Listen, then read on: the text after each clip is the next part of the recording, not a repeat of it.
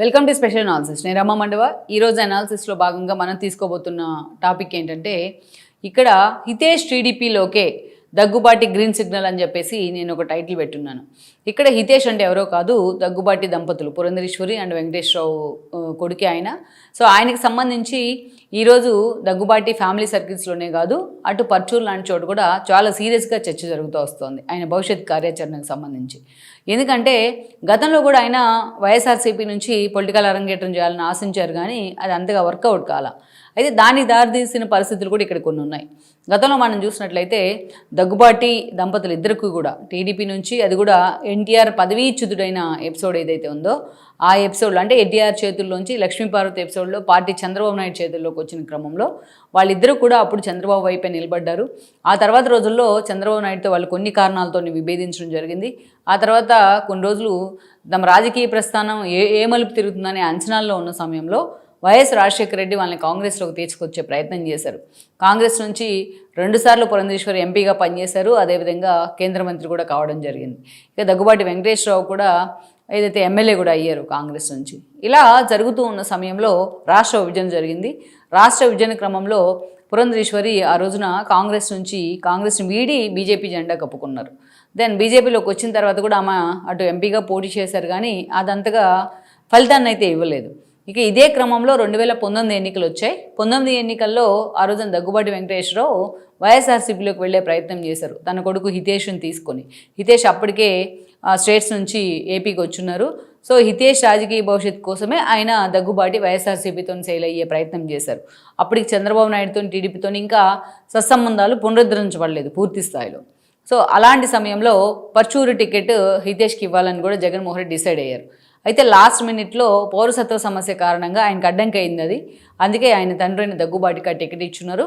ఆ ఎన్నికల్లో దగ్గుబాటి పోటీ చేసిన ఏలూరు సాంబశివరావు చేతిలో ఆయన ఓడిపోయారు.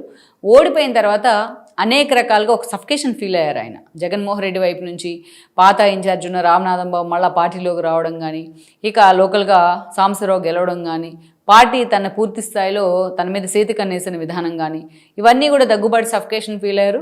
అందుకే తాను రాజకీయాల నుంచి తప్పుకుంటున్నట్టు ప్రకటించారు. ఇదే సమయంలో అటు నారా ఫ్యామిలీలో తెర మీదకి వచ్చిన కొన్ని ఇష్యూస్తో అటు చంద్రబాబు నాయుడుతో మరోసారి ఆయన చేతులు కలిపే ప్రయత్నం చేశారు.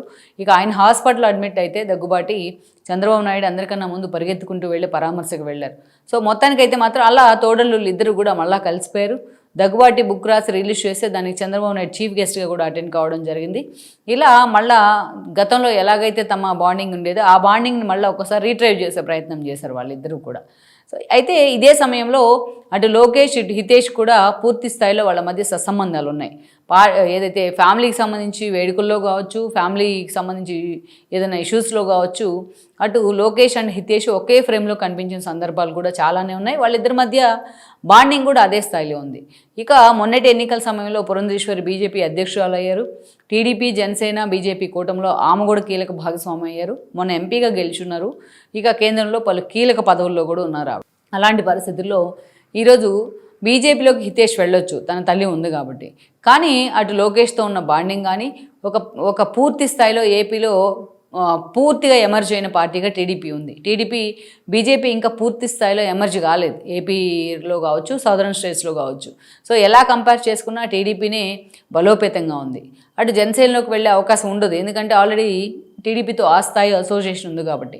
అందుకే ఈ రోజున దగ్గుబాటి హితేష్ టీడీపీలోకి వెళ్తారన్న ప్రచారం జరుగుతోంది. అటు లోకేష్ కూడా చాలా సీరియస్గా ఈ అంశం మీద ఫోకస్ పెట్టారని కూడా చెప్తున్నారు. హితేష్ పార్టీలోకి రావడమే కాదు, ఆయన వస్తే ఏ సీట్ అడిగినా ఏ పదవైనా ఇవ్వడానికి కూడా అటు చంద్రబాబు నాయుడు కానీ లోకేష్ కానీ పూర్తి స్థాయిలో అంతే సానుకూలతతో ఉన్నారన్న ప్రచారం జరుగుతోంది.